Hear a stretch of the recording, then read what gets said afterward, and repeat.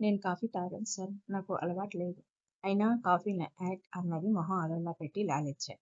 చేసుకుంటేనే కదా అలవాటయ్యేది. తాగితేనే కదా దాని రుచి తెలిసేది. తాగు అనన్నారు మోక్ష్. ఈలోగా వాళ్ళ మాటల మధ్యలోనే పొగలు కప్పుతున్న వేడివేడి కాఫీ వచ్చింది వాళ్ళ ముందుకి. అక్కడ కూడా కాఫీ వచ్చేసరికి కాఫీ తాగుతున్న శశిభూషణ్ మోక్ష్ వాళ్ళని చూస్తూ ఏంటి ఎవరితను ఎక్కడో చూసినట్టుందే అని అనుకుంటూ హా ఇతను ఇతను మనోహర్ కొడుకు మోక్ష్ కదూ అనుకుని పక్కనే ఉన్న లాలిత్యను చూస్తూ మరి ఈ అమ్మాయి ఎవరు? మోక్ష్ భార్యనా? అతనికి పెళ్ళయిపోయిందా? అయినా అతడు అమెరికాలో ఉన్నాడు కదా ఇక్కడికి ఎప్పుడొచ్చాడు? అసలు ఎందుకు వచ్చినట్టు అని ఆలోచిస్తూనే ఇలా ఆలోచిస్తూ కూర్చుంటే ఏం ప్రయోజనం? అతన్ని అడిగితే సరిపోతుంది కదా అని లేచి వాళ్ళ దగ్గరికి వచ్చాడు శశిభూషణ్. వచ్చి బాబు మోక్ష్ నువ్వేంటి ఇక్కడ? ఈ అమ్మాయి ఎవరు?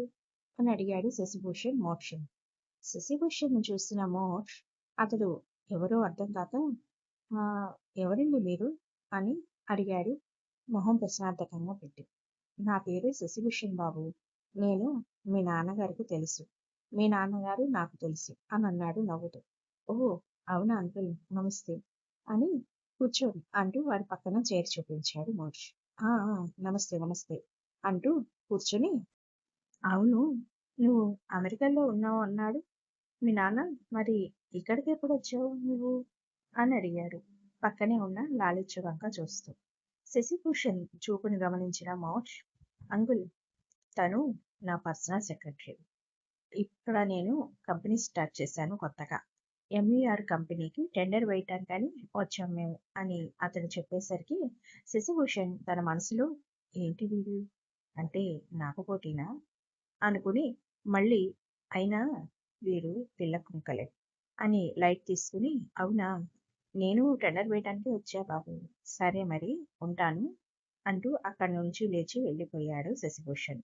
తర్వాత ఆ లాలిత్య ఆ టెండర్ మనకే వచ్చేది లేనిది ఒక 2 daysలో తెలిసిపోతుంది. నెక్స్ట్ ఏంటి అని అడిగాడు. మైత్రి కంపెనీతో మీటింగ్ ఉంది సార్. మీటింగ్ ఎన్నింటికి అని అడిగాడు మళ్ళీ.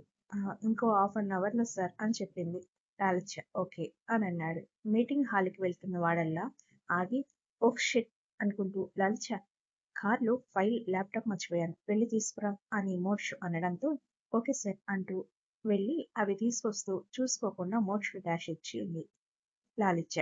మోక్షకు గుర్తుకొని కింద పడుతున్న లాలిత్యను తన నడుము మీద చెయ్యి వేసి పొదివి పట్టుకుని దగ్గరికి లాక్కున్నాడు పడకుండా మోక్ష్. దాంతో ల్యాప్టాప్ కింద పడకుండా పట్టుకుంది కానీ ఫైల్ ఎవరో విసిరేసినట్టుగా పడి అందులో ఉన్న కాగితాలన్నీ గాలికి ఎగురుతూ ఉన్నాయి. అవి అలా ఎగురుతూ ఉన్నాయి. లాలిత్యను పట్టుకుని దగ్గరికి లాక్కున్న మోక్ష్ కొన్ని క్షణాలు వాళ్ళు ఎక్కడ ఉన్నారో మర్చిపోయి లాలిత్య వైపే రెప్ప ఆర్పకుండా చూస్తున్నాడు.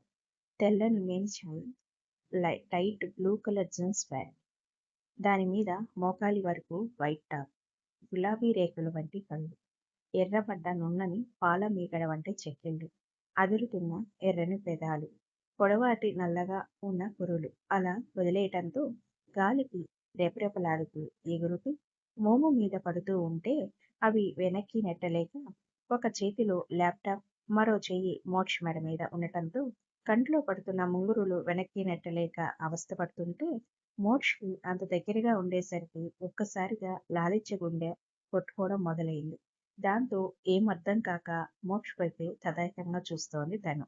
తన మనసులో మాట తనకు తెలిసినట్టు మోక్ష్ తన మోముపై పడుతున్న ఆమె ముంగురులు సుతారంగా తన చెవి వెనక్కి పెడుతుంటే మోక్ష్ చేతి స్పర్శ వెచ్చగా తగిలేసరికి గుండె జల్లుమంది. ఏదో తెలియని ఫీలింగ్ మెల్లిగా తన గొంతు తడారిపోసాగింది. ఒక్కసారి ఎక్కడున్నామో అని చుట్టూ చూసి మోక్షతో థ్యాంక్స్ సార్ మీరిక నన్ను వదలండి అని అన్నది తడబడుతూ. మాటలు రాక ఒక్కొక్క మాట మెల్లిగా కూడబలుక్కొని. అయినా మోక్ష్ లాలిత్యను వదలకపోవటంతో సార్ అని గట్టిగా పిలిచేసరికి అంటూ ఒకసారి చుట్టూ చూసి అది అది నువ్వు పడతావేమో అని పట్టుకున్నా అనేసి అయినా చూసుకోకర్లేదా చూడు పేపర్స్ అని ఎలా చిల్లా చిగురుగా పడ్డాయో అని కసురుతూ కింద పడ్డ పేపర్స్ తీస్తూ ఏంటి ఎలా చూస్తున్నావు బొట్టెట్టి మరీ చెప్పాలా ఏరు అనేసరికి ఏంటి ఈయన నిమిషానికి ఓ రకంగా ఉంటాడు అని మనసులో అనుకుంటూ ఆ పేపర్స్ తీస్తుంటే మళ్ళీ ఈసారి ఒకరితల ఒకరు ఢీకొట్టుకున్నారు. దాంతో ఏయ్ అసలు చూసుకోవా? లేకపోతే కావాలని చేస్తున్నావా? అంటూ పేపర్స్ అన్ని లైన్లో పెట్టి లేస్తుంటే సార్ సార్ అంటూ పిలిచింది లాలిత్య.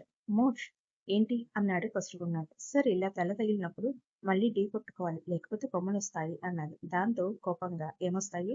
అంటూ లాలిత్య వైపు చూస్తుంటే ఆ చూపుతో నాకు పనిలేదు అన్నట్టుగా మోక్ష్ దగ్గరికి వచ్చి కాలు పైకెత్తి తన చేతులతో మోక్ష చెంపలు పట్టుకుని తన తలతో మోక్ష తల మీద చిన్నగా ఢీ కొట్టింది మోక్ష కళ్ళల్లోకి చూస్తూ.